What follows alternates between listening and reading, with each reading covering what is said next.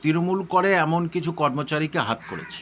তাদের বলেছে তোমাদের পোস্টিং বা অমুক ফুমুক আরও সুখ সুবিধা ইত্যাদি সব করে দেবো ঠিকভাবে, তোমরা কিন্তু এদের বিরোধিতা করো। যে আমাদের শ্রেণীর যিনি রাষ্ট্রপতি হয়েছেন তাকে তুমি মুখ্যমন্ত্রী এটা করছো, তাহলে এবার বাঙালির উপরে আক্রমণ যদি বেড়ে যায় তার দায় কি উনি নেবেন? না হলে এই ডিএ নিয়ে কোনো সরকারি কর্মচারী তার একটা বড় পরিমাণের অর্থ আসবে সেটাতে সে বিরোধিতা করবে এমন হতে পারে না, কিন্তু তাদেরকে টোপ দিয়েছে হতে পারে আমি মনে করি। না হলে এই বিভাজনটা কর্মচারীদের মধ্যে বিভাজন তো তৈরি হবে না। সেখানে তিনি একাই আসলেন, আবার সেখানে চলে গেলেন, এই রাজ্যের কেউ তার সঙ্গে দেখা করলো না। মানুষের উচিত এর জবাবটা ব্যালট বক্সে দেওয়া বলে আমি মনে করি। বোমা মারো এই করে করেও তো মুসলিমদের এই কালচারের মধ্যে নিয়ে গেছে, মুসলিমদের এটা শিখে গেছে, বোমা মারো কাটো। তো একজন সাংসদ কি করে এই কথাটা বলতে পারে? জনপ্রতিনিধি তো। স্যার, ইংরেজরা শুরু করেছিল বিভাজন এবং শাসনের রাজনীতি। মমতা বন্দ্যোপাধ্যায় কি সেই পথে হাঁটছেন ডিএর ক্ষেত্রে? ডিএ দেওয়ার ক্ষেত্রে তিনি বলছেন যে কিছু কর্মীদের দেওয়া হবে, কিছু কর্মীদের দেওয়া হবে না। এই বিষয়টা তিনি কি এবার এই ডিএ কর্মীদের মধ্যেও রাজ্য কর্মীদের মধ্যেও একটা লড়াইয়ের জায়গা সৃষ্টি করতে চাইছেন, যেমনটা এসএসসির ক্ষেত্রে আমরা দেখেছি? দেখুন, এখানে কিছু তৃণমূল করে এমন কিছু কর্মচারীকে হাত করেছে। তাদের বলেছে তোমাদের পোস্টিং বা অমুক ফুমুক আরও সুখ সুবিধা ইত্যাদি সব করে দেবো ঠিকভাবে, তোমরা কিন্তু এদের বিরোধিতা করো। না হলে এই ডিএ নিয়ে কোনো সরকারি কর্মচারী তার একটা বড় পরিমাণের অর্থ আসবে সেটাতে সে বিরোধিতা করবে এমন হতে পারে না, কিন্তু তাদেরকে টোপ দিয়েছে হয়তোবা, হতে পারে আমি মনে করি। না হলে এই বিভাজনটা কর্মচারীদের মধ্যে বিভাজন তো তৈরি হবে না। না স্যার, এভিডেভিট যেটা রাজ্যের তরফ থেকে দেওয়া হয়েছে সেখানে বলা হচ্ছে যে রাজ্যের সরকারের সঙ্গে যারা সরাসরি যুক্ত তাদেরকে দিয়ে দেওয়া হবে, আর বাদবাকিদের কথা পরে ভাবা হবে। সরকারি কর্মচারী আমাদের আবার কি হবে? মানে আমরা তো সরকারি কর্মচারী, তাহলে হচ্ছে কি সেখানে কেউ সরাসরি সরকারি কর্মচারী, কেউ হচ্ছে কি প্রত্যক্ষ আর পরোক্ষে তো হতে পারে না। অর্থাৎ এটাই যারা প্রত্যক্ষভাবে তৃণমূল কংগ্রেসের সঙ্গে যুক্ত যেসব কর্মচারী তাদের ক্ষেত্রে এইটা সুবিধা, আর যারা ধর্নায় আছে এতে আছে তারা হচ্ছে কি তৃণমূল কংগ্রেসে পছন্দ করছে না, তাই তাদেরকে এই করো। তা এই বিভাজন করে তো আর সুপ্রিম কোর্টে টিকবে না। তা ভারতবর্ষের একটাই রাজ্যের মুখ্যমন্ত্রী যিনি সুপ্রিম কোর্টকেও বুড়ো আঙুল দেখায়, এটা আমাদের বাঙালি জাতির পক্ষে একটা লজ্জা ছাড়া আর অন্য কোনো কিছু নেই। স্যার, কাল রাষ্ট্রপতি এসেছিলেন বঙ্গ সফরে। রাষ্ট্রপতির ক্ষেত্রে আমরা দেখলাম তিনি বলছেন যে এটা একটা প্রোটোকল, রাষ্ট্রপতি নিজে বলছেন এটা প্রোটোকল, সেখানে উচ্চপদস্থ কোনো মন্ত্রী বা মুখ্যমন্ত্রী নিজে উপস্থিত থাকবেন, কিন্তু তার বেলায় কিছুই হলো না। বাংলায় এরকম মুখ কাটা গেল স্যার। মানে সব কিছুতেই উনি রাজনীতি খোঁজেন, সমস্ত কিছুতেই রাজনীতি খোঁজেন। যে ছোট্ট তামান্না মরে গেছে সেখানেও রাজনীতি খুঁজেছে, যে কোনোভাবেই যে কোনোতে উনি রাজনীতি খোঁজেন। রাজনীতি ছাড়া অন্য কোনো কিছুই উনি বোঝেন না। আর কী করে ভোট আসবে, এটা তো একটা সৌজন্য ব্যাপার যে একজন রাষ্ট্রপতি মানে তিনি রাজনীতির ঊর্ধ্বে। বিজেপি শাসিত কেন্দ্রীয় সরকারের তিনি নয় রাষ্ট্রপতি, তাতে কি আছে? কিন্তু তিনি তো রাষ্ট্রপতি, সংবিধানের তিনি মান্যতা দিয়ে একটা প্রশাসনিক প্রধান, তাকে তো সংবিধানের মান্যতা দেওয়া উচিত। দেশের প্রথম জনগণ। তারপরে তিনি মহিলা, একজন মহিলা মুখ্যমন্ত্রী, তার সঙ্গে সৌজন্য সাক্ষাৎ চুক্তি নেই।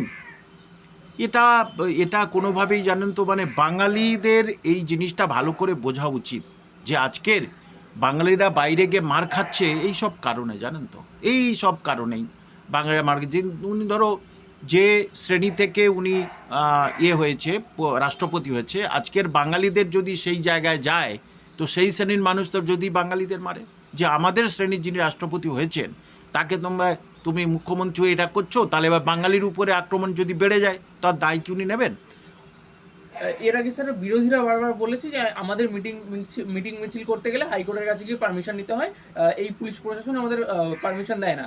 রাষ্ট্রপতির ক্ষেত্রেও সেই একই বিষয় দেখা গেল, রাষ্ট্রপতি বলছেন এইখানে জায়গা থাকা সত্ত্বেও আমাদের জায়গার পারমিশন দেওয়া হয়নি রাজ্য সরকারের তরফ থেকে। এটা মানে খুব কি বলবো, এটা অসাংবিধানিক একেবারে। একজন মুখ্যমন্ত্রীর কাছ থেকে এরকম ধরনের আশা আমরা করতে পারি না, যে রাষ্ট্রপতি তার সারা ভারতবর্ষের সমস্ত জায়গায় তিনি যাবেন, তিনি থাকবেন, তিনি কথা বলবেন। এটা তো তিনি কি বলেছেন একবার যে বিজেপিকে ভোট দাও? তিনি তো কথা বলেন। তিনি কি বলেছেন এই সরকারকে নিপাত দিয়ে দাও? তিনি তিনি তো কিছু মমতা বলেন বন্দ্যোপাধ্যায়কে বোন বলে সম্বোধন করেছেন তার নিশ্চয়ই, উপরেও। যে যে তিনি তার যে প্রোটোকল সেই প্রোটোকল অনুযায়ী তিনি কথা বলেছেন। তিনি তো কোনো রকমের বিজেপির লিডার ফিডার কারোর সঙ্গে তিনি তো সব এমনি রাজনৈতিকভাবে সাক্ষাৎ করেন, যে কেউ সৌজন্যভাবে তার সঙ্গে দেখা করতে যেতে পারে, বিরোধী দলের ইত্যাদি যেতে পারে। সেখানে তিনি একাই আসলেন, আবার সেখানে চলে গেলেন, এই রাজ্যের কেউ তার সঙ্গে দেখা করলো না। মানুষের উচিত এর জবাবটা ব্যালট বক্সে দেওয়া বলে আমি মনে করি। আচ্ছা, শুধু মানুষ এবং সাঁওতালি উপজাতি যারা আছেন সেই তাদের সঙ্গে তো মমতা বন্দ্যোপাধ্যায় হাতে হাত ধরে নাচ করেন, হ্যাঁ। গ্লাভস পরে তিনি নাচ করেন তাদের সঙ্গে। তো এইখানে কি মমতা বন্দ্যোপাধ্যায় এবার সরাসরি বুঝিয়ে দিলেন বিষয়টা, হ্যাঁ, যে যে তোমরা আলাদা? আলাদা, যে দ্রৌপদী মুর্মু তিনি একটা সম্প্রদায়ের, সেই তাহলে কি মানুষ ভাবতেই পারে, আদিবাসীরা ভাবতেই পারে যে তাহলে কি এই সম্প্রদায় বলে কি মমতা ব্যানার্জি ব্রাহ্মণ কন্যা বলে এটাই করেছেন? তিনি তাদের সঙ্গে কোমর দলাচ্ছেন, ইফতারিতে গিয়ে ইফতারি করছেন হিজাব পরে, এগুলো রাজনীতির ফয়দা লাটার জন্য মমতা ব্যানার্জি এইগুলোই করে, অন্য কোনো কারণ ওনার নেই। আপনি বলছেন এইগুলো মমতা বন্দ্যোপাধ্যায় রাজনীতি করার জন্য করেন, আর অন্যদিকে মমতা বন্দ্যোপাধ্যায় যেখানে মেট্রো চ্যানেলের ধর্ণা দিয়ে বসে আছেন, সেইখানে ডিএ বঞ্চনাকারী যারা ডিএ পাচ্ছে না তারা সেখানে গিয়ে পোস্টার উঁচু করে ধরলে সেখানে মমতা বন্দ্যোপাধ্যায় তাদের দিকে আঙুল তুলে বলছেন যে আপনারা এখানে রাজনীতি করবেন না। যে ওরা এবং পার্শ্ব শিক্ষকরাও, ওরা পার্শ্ব শিক্ষকদের আপনি সবার মাইনে কম বেশি বাড়াচ্ছেন, 500 400 এই। তো পার্শ্ব শিক্ষকরা তো বহু বছর ধরে তারা বঞ্চনার শিকার হয়ে আছে, তাদের সঙ্গে তো ডেকে অন্তত কথা বলাটা তো একটা মুখ্যমন্ত্রীর কর্তব্য। উনি জানেন আমি এই ভোটে জিতে আসবো, যেন তেন প্রকারে যা আছে আমি জিতে চলে আসবো, আমায় কেউ কিছু করতে পারবে না। সেটা উনি ভেবেছেন বলে এই জিনিসটা উনি করেছেন। দেখুন, আজকের একটা পরিষ্কার বলছি যে উনি এই যে বেকার ভাতা যেটা, সেটা অনেক পরে দেওয়ার কথা ছিল, আগস্ট আবার মার্চে এপ্রিলে দেওয়ার কথা ছিল, সেটা টেনে গতকাল থেকে পাওয়া শুরু হয়ে গেছে। কেন বলুন তো? যে সামনে ভোট, 1,500 টাকা দিলে আমি তো আরও 5টা বছর থাকতে পারবো। স্যার, এই ধর্ণা কি মানুষের মনে তেমন দাগ কাটছে না, সেই জন্যই ভাতার ইস্যুটাকে আরো আনলেন? হ্যাঁ, যে একটা হ্যাবক পরিমাণ ছেলে মেয়ে তারা বেকার ভাতা পাবে, কিছুটা হলেও তার মধ্যে কিছুটা তো পজিটিভ হয়ে আসবে। যারা নেগেটিভ ছিল, যাক টাকাটা তো পাচ্ছি, ভোটের আগে টাকাটা তো পাচ্ছি, একটা পজিটিভ তাদের মধ্যে কাজ করবে, ক্ষণিক একটা পজিটিভ কাজ করবে। এই ক্ষণিক পজিটিভ তো আমার কর্মজীবনের সহায় হবে না। ক্ষণিক পজিটিভ মানে হচ্ছে কি, যে অনিশ্চিতের আশায় আমাদের নিশ্চিতটাকে আমরা বিসর্জন দিচ্ছি, কিন্তু আমাদের নিশ্চিত চাকরি, নিশ্চিত কর্মসংস্থান থেকে আমরা বিসর্জন দিচ্ছি অনিশ্চিতের আশায়। সেটা মানুষকে বোঝা উচিত, শিক্ষিত ছেলে মেয়ে, তাদের বাবা মা, আমজনতার বোঝা উচিত যে এইভাবে কিন্তু একটা রাজ্য চলতে পারে না। 70,000 80,000 এক একজনের মাথায় ঋণের বোঝা এসে গেছে, তিনি দিয়ে দিতে পাচ্ছেন না। এই যে পার্শ্ব শিক্ষক থেকে শুরু করে অনেকের মাইনে দিতে পাচ্ছেন না, আবার ওই যে যারা কম্পিউটার শেখায় তাদেরও কিছু করছে না, তারা ধর্নায় আছে। তো উনি এই 1,500 টাকা করে পাচ্ছে কোথায়? এটা তো পাচ্ছেন, কিন্তু এটা পাচ্ছে না। সেখানে তো কর্মচারী সংখ্যা কম, বাড়াতে পারে। এখানে তো হ্যাবক পরিমাণ ছেলে বেকার ভাতা পাচ্ছে। কেন? এই কম বেকার ভাতায় ওনার দিলে কিছু যায় আসে না, কিন্তু সামনে ভোট, সেইটা ওনার কাজে আসবে। কিন্তু যাদের মাইনে বাড়ালে তার ওনার ভোট দেবে না, সেটা উনি জেনে গেছে। আমি একটা শেষ প্রশ্ন করবো স্যার। কল্যাণ বন্দ্যোপাধ্যায় তিনি ধর্ণা মঞ্চ থেকে বলছেন, একজন নির্বাচিত সাংসদ তিনি বলছেন যদি জ্ঞানেশ কুমার নির্বাচন কমিশনার, মুখ্য নির্বাচন কমিশনার না হতেন তাহলে তার আঙুল কেটে দিতাম। এই কথাবার্তা দেখুন, এদের কথাবার্তা মারো কাটো বোমা মাতো এই করে করেও তো মুসলিমদের এই কালচারের মধ্যে নিয়ে গেছে। মুসলিমদের এটা শিখে গেছে, বোমা মারো কাটো, হ্যাঁ, মানে একদম ফাড়িয়ে দাও, এই সব কথা। এখন কল্যাণ বন্দ্যোপাধ্যায় তিনি সাংসদ, উকিল হিসাবে আমি মনে করি না একজন উকিল কোথায় জিতেছে আমি নিজেই জানি না, আমার দেখা গেছে যে।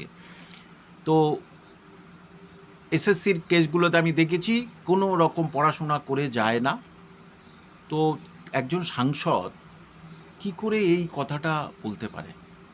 জনপ্রতিনিধি তো, একজন মানুষের প্রতি তার, সাধারণ মানুষের যেমন সম্মান থাকবে, উচ্চপদস্থ অফিসারেরও সম্মান থাকবে। তিনি তো একজন নির্বাচন কমিশনার। তা এই জিনিসগুলো কেন? আসলে এগুলো এরা সংস্কৃতির মধ্যে নিয়ে এসেছে, জানেন তো, যে এই রকম বলে মানুষ তালি মারবে, হাততালি মারবে।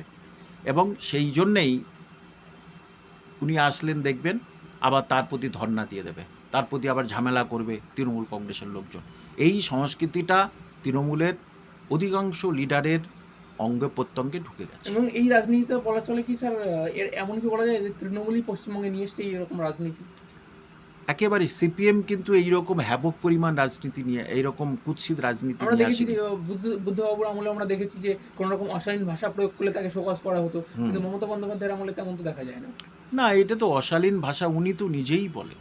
কোমরে দড়ি বেঁধে ঘোড়া হদল কুতকুতে এইসব কথা উনি তো নিজেই বলেন না, যে আমাকে যত রাগাবে তত এই হবে। তারপরে ছোটোখাটো লিডার তারা বলছে ওর কেটে দাও, হ্যাঁ ওর এই করে দাও, এই সব করে দাও।